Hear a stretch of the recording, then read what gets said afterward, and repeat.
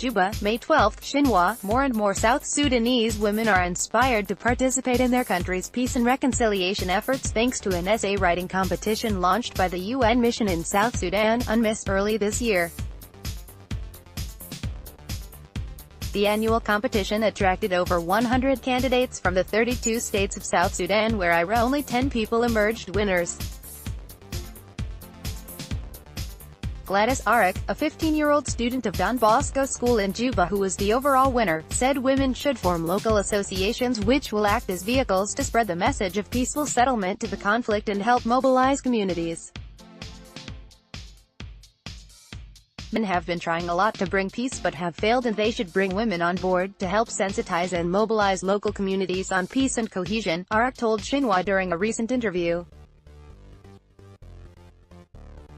The theme of this year's essay competition was about how women can contribute to durable peace in South Sudan.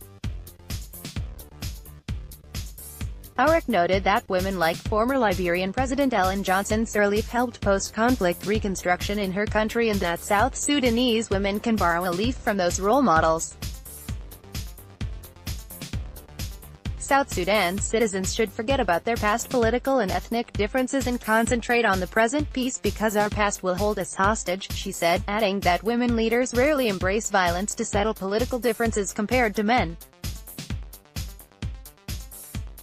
The UNMISS and several international NGOs have been increasingly pushing for gender balance by encouraging more women participation in peace talks. Kanakok Magle, 16, from Loretta Girls' School in the Central Lake State, said intermarriages among the 46 ethnic groups of South Sudan will help unite communities and diffuse ethnic violence in the country that has contributed to death of thousands and displacements. If the Dinka man marries a Nuer woman in future, their children will be able to discuss when differences arise among the two tribes instead of resorting to violence, said Magle, who came second in the UN essay competition. Intermarriages among ethnic groups will help to reduce possibilities of conflict, as children born from these mixed marriages are most likely not to embrace violence but instead dialogue is used to solve differences, she added.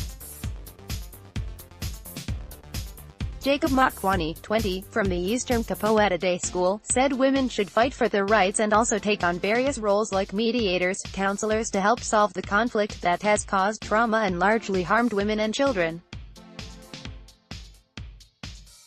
We must collectively participate in advocating peace in South Sudan, and women should take on the role of counseling and mediation in communities, said Kwani. The Minister for Education Deng Deng Hawk said that women are already involved in peace building through their positions in the government. He said the Constitution of South Sudan provides for at least 25% to be reserved for women in the public service. However, women leaders of late have been increasingly demanding a share of 35% in the transitional unity government. Intermarriages have been happening in South Sudan. It's something to be encouraged for the nation building and stability, according to Hawk. He added that bringing peace to the youngest nation should not be left to only politicians and that South Sudanese women should fully participate. To achieve long-term peace and development, we must invest in social services and the knowledge sector so that every South Sudanese is educated, Hawk said. The UNMISS Gender Unit Officer Maria Nakabido said the theme of the essay writing competition advances the provisions of the UN Security Council (UNSC) Resolution 1325, which calls for women participation in peacebuilding and prevention against gender-based violence. We are actually recognizing the policy framework that informs women on peace and security.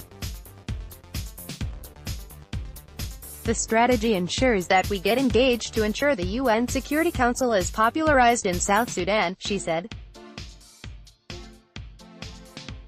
South Sudan descended into violence in December 2013 after political dispute between President Salva Kiir and his former deputy Riek Machar led to split within the SPLA, leaving soldiers to fight alongside ethnic lines.